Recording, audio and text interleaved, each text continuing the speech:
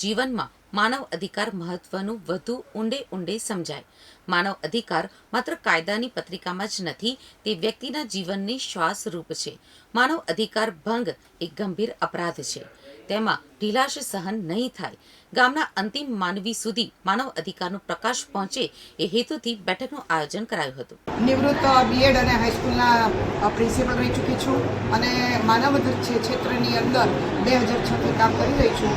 માનવ અધિકાર ક્ષેત્રની અંદર કામ કરવાથી ઘણો બધો સંતોષ મળે છે। એમાં બહુ સારી ટીમ છે, લગભગ ઘણા બધા જિલ્લાઓ અને તાલુકાઓને અંદર અમારી ટીમ કામ કરે છે। નવા સારા સદસ્યો અમને મળતા જાય છે।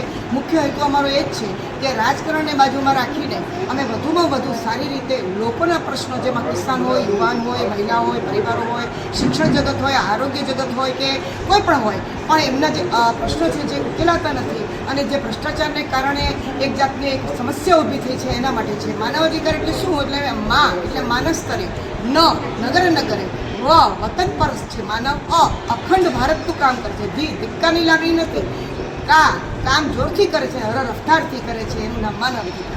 આ મારી જે પૃથ્થકરણ મેં કર્યું છે શબ્દનો, એમાં ઘણો બધો અર્થ એમાં આવે છે અને અમે બધા ભેગા થઈને આ રીતે આગળ વધીએ છીએ, જેથી કરીને લોકોની સમસ્યા હલ થાય, લોકો ભ્રષ્ટાચારથી દૂર થાય અને રાજકીય એકબીજાની હાસાતુસી કે પગ ખેંચા કરતાં હાથ પકડીને ઊભા કરીને આગળ લઈ જઈએ, અમારો હેતુ છે। જય હિન્દ।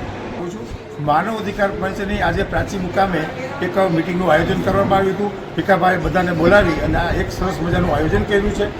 આ માનવ અધિકાર અને માનવના કયા કયા અધિકારો છે, માનવના શું અધિકારો પોતાના અધિકારોથી વંચિત ન રહી જાય, એના માટેનું આ આયોજન છે।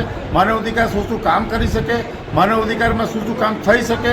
બીજું કે લોકોના એટલા બધા પ્રશ્નો છે કે જેના સરકાર દ્વારા કામો નથી, માનવ પોતાના અધિકારો શું કરી શકે અને જે કાંઈ પ્રશ્નો છે એની રજૂઆત કરવામાં આવી અને આ પ્રાચી મુકામે એક સરસ મજાનું લોકોને જ્ઞાન આપવામાં